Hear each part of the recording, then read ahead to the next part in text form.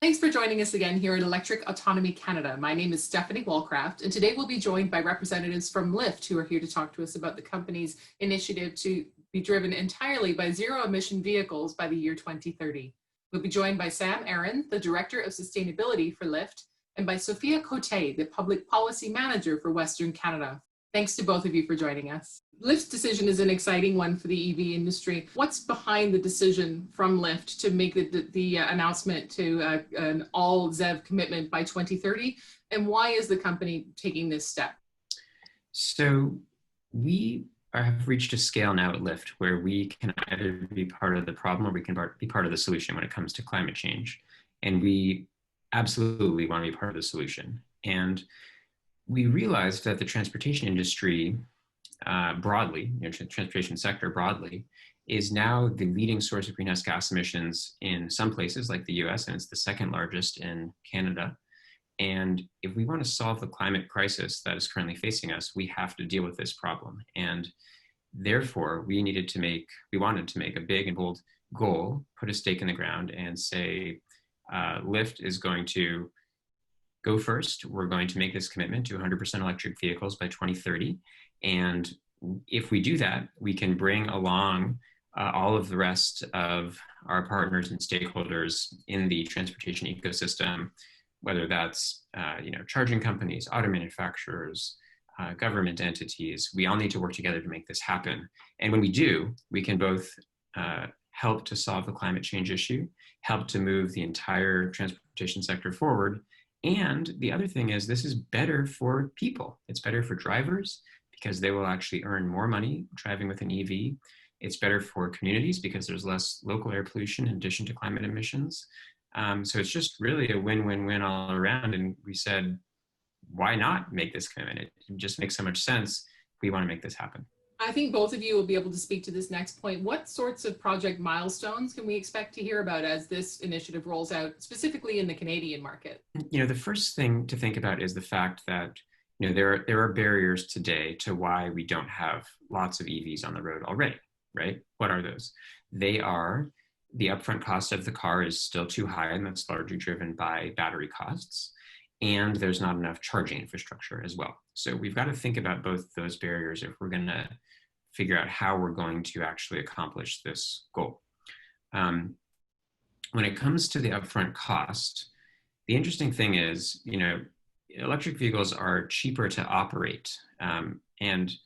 Stephanie, I think you may have recently actually written an article about this, so that in fact they are cheaper over the long run.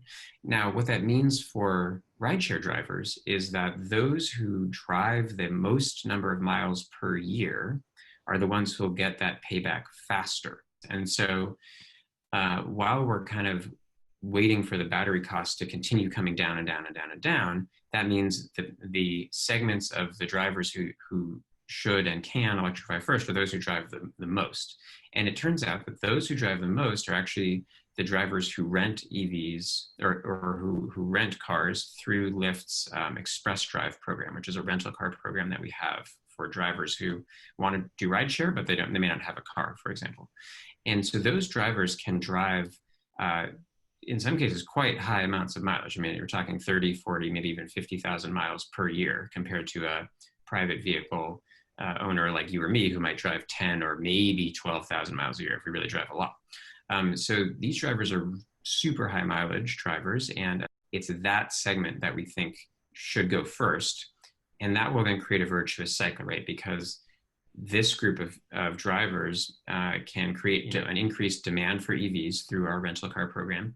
And then that will help to continue to bring the battery costs down as the EV industry or the auto manufacturers build more and more EVs. And then that opens up to slightly lower mileage drivers the ability to electrify, and so on and so forth, until finally everybody is electrified. So I think what we'll see is a focus first on Lyft's Express Drive program to try to deploy rental vehicles to those really high mileage drivers.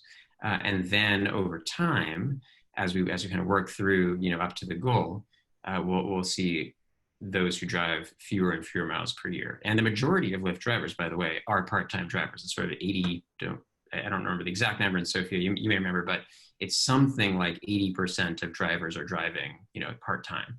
So what we really need to do is get to the point where all of they can electrify as well.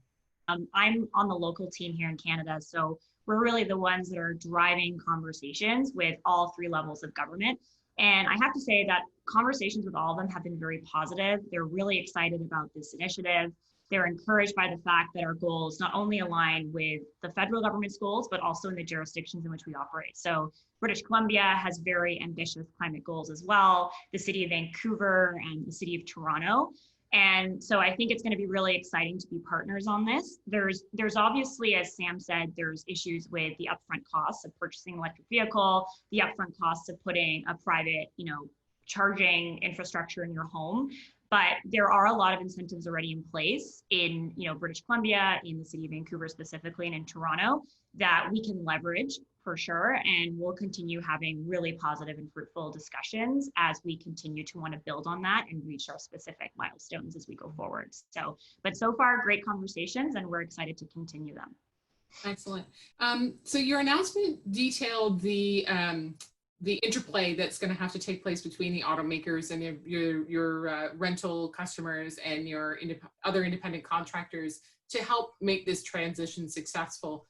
How much of this transition do you expect to be a natural one, and how much do you think that external support and public policy bolstering is going to be required to help make this a success? I think it's a bit of both. So the good news is battery costs have been coming down. The bad news is we're still not there yet. So we still have to come down to, people talk about this magic number of $100 per kilowatt hour. We're not quite there yet, and remains to be seen exactly when we'll get there. But the trend is happening. So we're going to get to the point where we get to that level of cost parity, and then, kind of like we talked about earlier, it just makes sense economically, and you'd be silly not to do it. So the question is, how do we make that transition happen even faster? How do we accelerate that cost curve? And in my mind, the way I think about it is, I'm imagining this curve, and I want to reach out, and I want to grab it, and I want to pull it down so that it's coming down faster and faster than it would otherwise do. And I think that we have the ability to do that. We can use our size and our scale and our negotiation skills and all the rest to talk to auto manufacturers, for example, and say, hey, we have this huge pool of drivers, and we've made a commitment to electrify. We're sending a signal, in case you didn't notice, we are sending a signal to the market here, everybody, that, we want to get all these people in EVs, so go out and manufacture them. They need to use their negotiating skills to, bring down their materials costs and bring down their operating costs and help to pass that on to us, which we then pass on to the drivers, or that would be through a rental program. If the drivers are buying them directly, it's just going directly to the drivers, obviously. We can work with charging providers. And in the US, we actually have already inked partnerships with both Electrify America and EVgo to help basically support our rental car EV drivers. For now, we hope to expand that in the future to everybody. And then, the policy side of this is very important too. So to the extent that programs, there are already existing incentive programs in many jurisdictions, and in some cases, those are not available to fleets, for example. So why is that? I mean, in a way that's sort of silly. So I think there are some policy modifications which would be the low-hanging fruit, where we can just say, look, let me give an example actually. So last year in Colorado, the U.S. state of Colorado, that state has a tax credit, a state-level tax credit, and it was not available to anyone other than private consumers. Meaning our rental car program was not able to utilize it. So we talked to the governor and the state legislator there, and we said, hey, state legislature, excuse me. And we said, hey, does this really make sense? Because our vehicles, in this high mileage application are driving 3 to 5 times more miles per year than the people who it's currently available to. So if you just think about the dollars and cents of this, for every dollar that the state is spending to put an electric vehicle on the road, it would get 3 to 5 times more environmental benefit if that vehicle went into a high mileage application like a rideshare rental fleet. And everyone said, oh my goodness, you're right. That makes complete sense. So we were able to work with the governor and the legislature to make that very small modification to the law governing that program. And boom, within 4 or 5 months, we were able to bring electric vehicles in the rental fleet to Colorado. So I think there are many cases where there are already existing incentive programs that could have minor modifications like that could really unlock this huge potential. And then right, that's sort of the first piece, but then there's the bigger piece, which is how do we get these programs everywhere? Because they are still only in more limited jurisdictions. And I think that that's a bigger policy question. Maybe I'll defer to my expert colleague on the policy team for any thoughts on that. Yeah, it's going to take a lot of work. What is really fascinating though is that our goal, it not only aligns with what the feds are looking to do or the BC government is looking to do or some cities, it actually surpasses that and it's more ambitious. And so it's going to be a really exciting partnership, and it's something that I know I'm really excited to do. And we can't succeed without government being a good partner and government recognizing some of the gaps that exist in the current policy framework. But they also won't succeed if industry doesn't play their part and if industry doesn't try and move forward as well. And Lyft is such an innovative company. I think we bring a lot of really great ideas to the table. So it's going to be a two-way dialogue. We're both going to have to really work closely together and really do what we can from a policy perspective to bring this forward. There's a lot of gaps. Also educating consumers and drivers to want to also purchase an electric vehicle. I think we can really work closely with government on that educational front as well. And that's something that we've heard a lot from our discussions with government. How can we improve the educational piece, which in many cities is working really well. People in Vancouver are buying more Teslas. You can see it all the time. But in other cities throughout Canada, not many people are purchasing those vehicles. So how can we change that, and how can we educate people to see the benefits of that as well? And I think that's where Lyft and governments can play a good role together. Sure, great. One of the barriers named in the Lyft announcement was access to reliable and affordable charging. And I'd like to get your insight from both of you of what exactly that means, and what does reliable and affordable charging look like in a form that's sustainable in a broader use, such as ride sharing? I think that there's really two types of charging we should be thinking about. There's no silver bullet here, but there's both, fast charging, and then there's what's called level 2 or L2 charging, which is 240 volts, like the kind of beefed up power outlet you'd have for your dryer, for example. And both play an important role. So let me explain that. If you're a driver and you're just kind of out on the road, right, and you need a charge, you want to get it done quickly because you don't want to be losing potential income by sitting around for potentially hours and hours waiting for your car to charge. And furthermore, if the charger is broken or there's a line and you can't even can't connect to that charger just yet, you might have to wait for somebody else, right? So you're talking about many hours of lost revenue potentially if there aren't just lots of chargers all around the metropolitan area, and they need to be fast chargers so that you can get it done, get in and out quickly. And we're talking, 20 to 30 minutes at sort of today's technology level, which, by the way, is the perfect amount of time to take a bio break, have lunch, stretch your legs, right? So there's actually quite a natural sort of synergy with the types of breaks that drivers would be taking anyway if they can access fast charging. Now, the problem with fast charging is it can be quite expensive. And the reason for that, and we're gonna get a little wonky here, is because of something called demand charges on the electricity grid.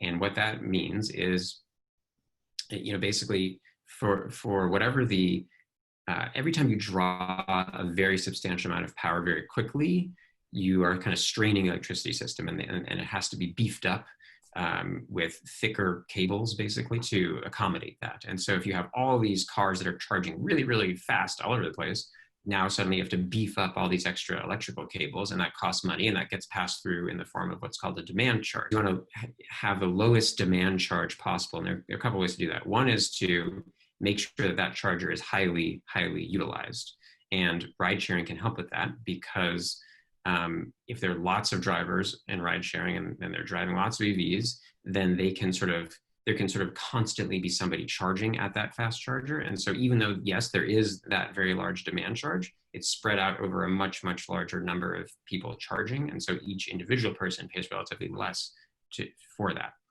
The other way to solve that problem is to actually not charge as quickly.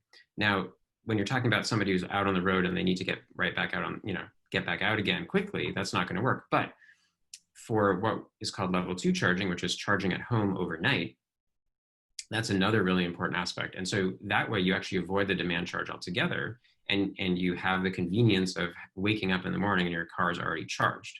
The problem is not every rideshare driver owns a home or has a garage. They may live in an apartment building, they may not have their own parking space, et cetera, et cetera. So there's all sorts of challenges, but I think the way to approach this is to think about installing lots more fast chargers all around town, and level 2, basically overnight chargers, particularly in apartment units and places where people don't have access to garages where they could install themselves.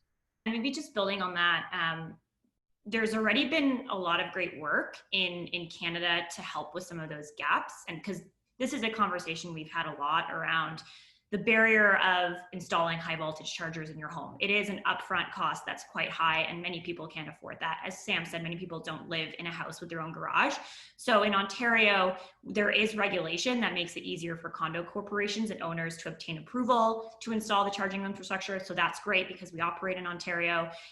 The city of Vancouver recently now is requiring all new development applications for multifamily buildings that they have to have EV charging infrastructure, I think in at least 100 parking stalls. Again, that's great. And then Plug-in BC has been offering incentives for homeowners and condo stratas to install chargers. So there are some really great incentives that are already in place and some ways to make it easier. But again, really looking forward to continuing those conversations. I want to give both of you a chance to just touch on anything we haven't touched on up to this point that you think is an important thing to express, to communicate around Lyft's initiative to be completely zero emissions by 2030, and what that means for the transportation industry more generally. I think maybe two things. So, taking a step back, let's say that we could wave a magic wand and we could make Lyft 100% electric tomorrow. That'd be fantastic. Obviously, that's the goal that we have. But that would not be anywhere near enough to solve the climate challenge that we're all facing. Remember that ride sharing is only something like 1% of vehicle miles traveled on the roads.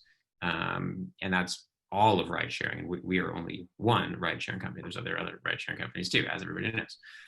So we can't merely do this ourselves and think that it's going to have a big dent on climate change. It won't. But what it can do, and this is what makes me really excited, is if we can sort of blaze a trail here and lead the way forward and bring along others in the transportation ecosystem and sort of show how to do it, then we can have a really big impact. We're doing this for ourselves. We're doing it for our own goals. We're doing it for our riders and drivers who care about this, for the communities we operate in, and we're doing it to find a scalable solution that others can follow as well. And I think if we're successful, then we really can really make an important contribution to the fight against climate change. I think Sam summed it up perfectly. Greenhouse gases, they're the second largest source of emissions and pollution in Canada. And I think we believe it's really time for the company to play its part and do something. And it's great to see that, as I mentioned, it aligns really well with goals already in place by all three levels of government. And we're really excited to be a partner and to push this forward and use Sam's team and his expertise to also make this happen in Canada. So very excited to do that. Thanks very much again, Sam and Sophia, for taking the time to share your thoughts and your insight. And thanks to all of you for joining us. Don't forget to hit subscribe so that you don't miss any more updates from Electric Autonomy Canada.